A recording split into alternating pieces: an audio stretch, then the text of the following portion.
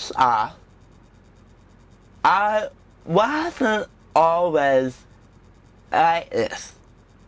I used to be optimistic about the whole dating scene. I imagined myself without my disability, cerebral palsy. I imagined myself with speech like everybody else's and not hard to understand. After always hearing no, no, no, I turned bitter. You are still here. This is my new girlfriend. Meet Annabelle.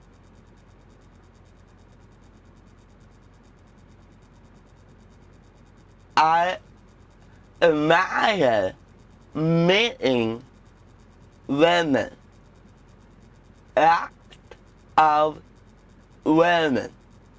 This is how I see and hear myself. So, I haven't had that much luck with women. I'm telling you this because it's the truth, and I'm not hiding it. Actually, you're the first girl who's given me a chance and agreed to go out with me in all of 29 years. I was beginning to think it would take another ice age for a girl to say yes, before I keel over dead.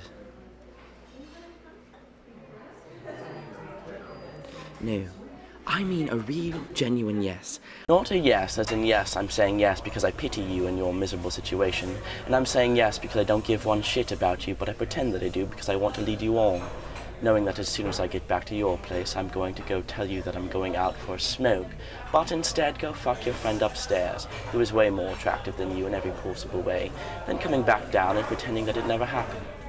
A yes saying I really want to go out with you.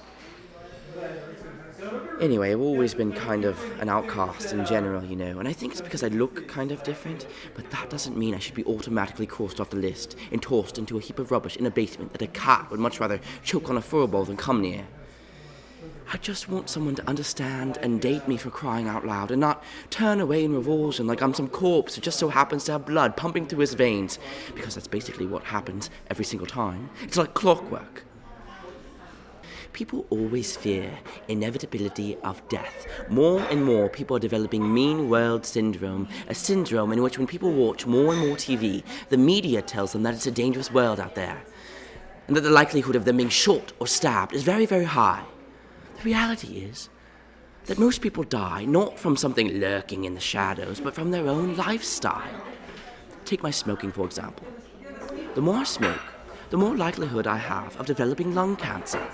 I mean, 1.2 billion individuals on this earth smoke every day, and every day, my risk and their risk of developing lung cancer goes up dramatically. To put it into perspective, 440,000 people die from cigarettes each year. That's more than 9/11 and the Vietnam War combined.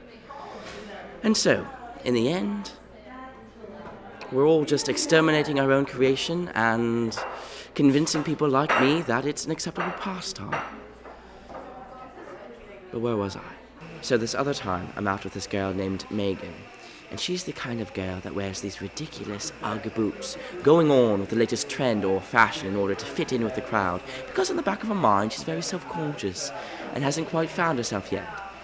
But who, in their right mind, wears Ugg boots? It's just a label that a lot of these Americans feel a need to latch on to. The reality is that we're all just skin and bones with a little unique personality and soul making up who we are. Because odds are the clothes we wear will last much longer than we will. And this is the precise reason why I hate materialism. In my opinion, it is much more important to accomplish great things and connect to other people than the clothes that we wear. But where was I? Ah, yes. So, I'm out with Megan, and she's also one of these girls that is very shy. And it takes a stainless steel crowbar just to get a word out of her. I mean, I could have a more engaging conversation with a block of wood than I could with her. Hello there. Fine weather we are having. I hear there is a slight chance of rain shower, but for the most part, it should be mostly sunny. How's the wife and kids? Oh, my, I forgot. You're still single, aren't you? That color looks positively dreadful on you. We must do something about that. Do you like playing cricket? I mean, honestly, I'm sure that the maniacal demon alien baby from the first installment of the Alien films would pop out of John Head's chest and go into cardiac arrest. All this in utter frustration of getting this girl to communicate. See, when you're on an awkward date like this and it's hard to read the person, it kind of feels like you're playing cards. You have a full deck, but you don't know which card to show because you're afraid that you'll give too much information about yourself, and you're afraid that the other person will automatically judge you.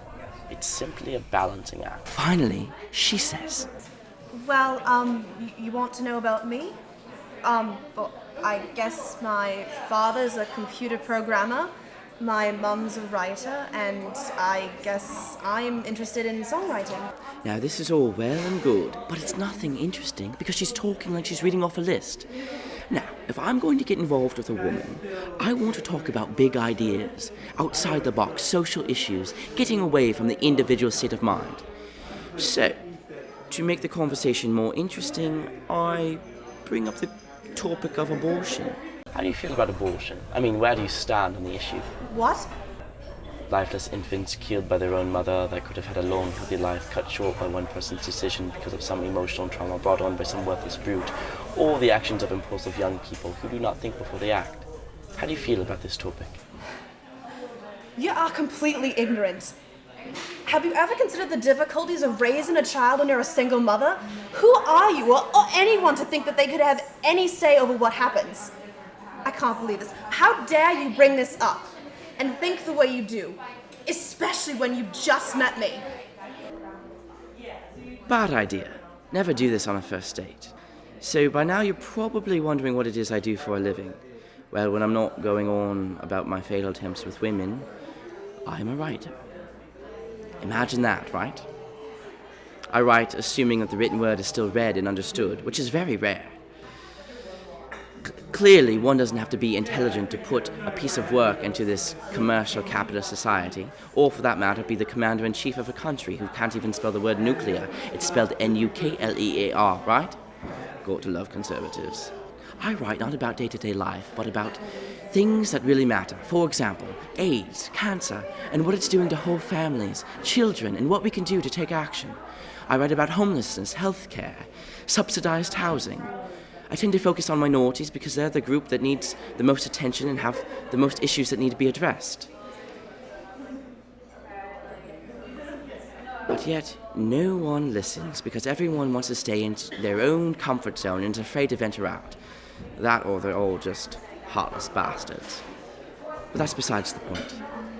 I'm also trying to convince you that I'm not just some two-dimensional cardboard cutout brought to life out under your nose. I am in fact an intelligent human being with many layers. So, this other time I'm out with this girl named Violet. I'm originally from California, and I'm just like here for school, and like I don't really know that many people, and I'm just trying to, network. Now, I don't know how we got to this topic, but we started to talk about sexual intercourse, and she tells me that she has no problem doing what we refer to as shagging for recreation. Maybe I'm a bit old-fashioned, but if I'm going to do that with a woman, I'm going to do it because I feel a special connection, because I really truly care about them. I mean, face it, sexual intercourse is one of the closest things you could possibly do with another human being, or something. I mean, what would have happened if Adam and Eve didn't procreate?